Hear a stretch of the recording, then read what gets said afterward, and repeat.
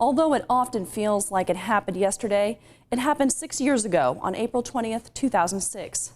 My life and my family was forever changed when my grandfather, Chuck Pointer, took his own life. Chuck Pointer was born and raised in Central Illinois. His passion was singing. Contestant number 11, Charles Pointer. When he was 15 years old, Chuck appeared on the Morris B. Sachs radio show. I believe for every drop of rain that falls. He talked about that honor his entire life. I believe that Chuck served in the Air Force as an accountant. Early in life, he set his eyes on a girl named Donna. He says, you know, the first day I saw you, I knew that you were the girl that I was going to marry. And I thought that he was such a boisterous fellow in high school because he was always trying to get my attention, I think. And Chuck's charming personality won Donna over. They became lifelong partners when she was still in high school. They celebrated their 50th wedding anniversary in 2005. It was a happy day spent with their sons, daughter, and grandchildren. But in the months following their anniversary, he was sort of depressed, and he'd had a lot of things wrong with him. Chuck's health started to deteriorate. He was very upset and things, and he was just very agitated all the time. No sleep, couldn't sleep. Chuck sank into a dark depression. He didn't want to be a burden on anyone. I think that wore mostly on his mind.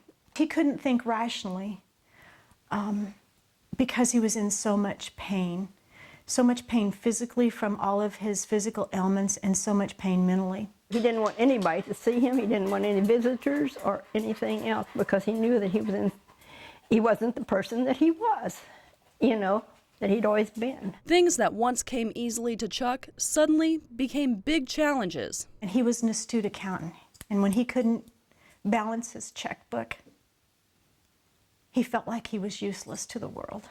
I think he just gave up hope, and so when you give up hope, it's bad, you know, you have nothing to live for.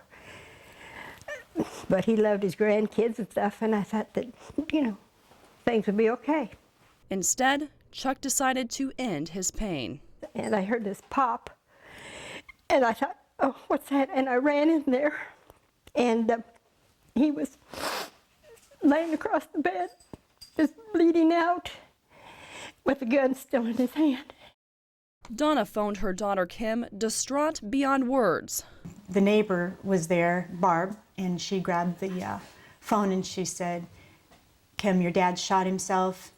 Your mom needs you now. And then the phone hung up.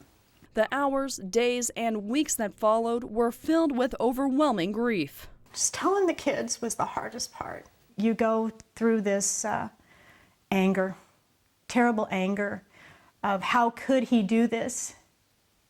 Not so much to me, but how could he do this to his grandkids? How could he? Because they loved him so much. And they needed him so much. It was bad. You don't care about anything. You didn't care if you lived or died or ate or anything else, but you have to just say, other people went through this and you can do it, and get up and do what you want to or need to do. Now, 6 years past Chuck's death, his family continues to grieve. But even today, I struggle with April 20th, April every year. I struggle with it. Sometimes it feels like it just happened a few days ago, and then other times it's like years and years. The American Association of Suicidology found elderly adults have suicide rates close to 50% higher than that of other age groups. When you think about the life situation for elderly people, they are coming to what they know is the natural end. Many of them are suffering. And suffering can cause us to do things that we would not normally do. Hopelessness and helplessness are very strong indicators. If you ever hear someone talking about feeling hopeless about their life, you need to take that really seriously. Suicide can have a contagious effect on survivors. Any of us who know someone who has died by suicide, immediately our risk of dying by suicide goes up.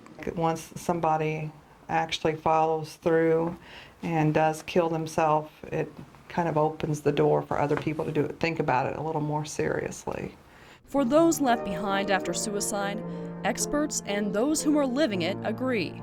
It's something that never goes away. You cherish the good memories and the happy times. You have to be strong, you know, as strong as you can be.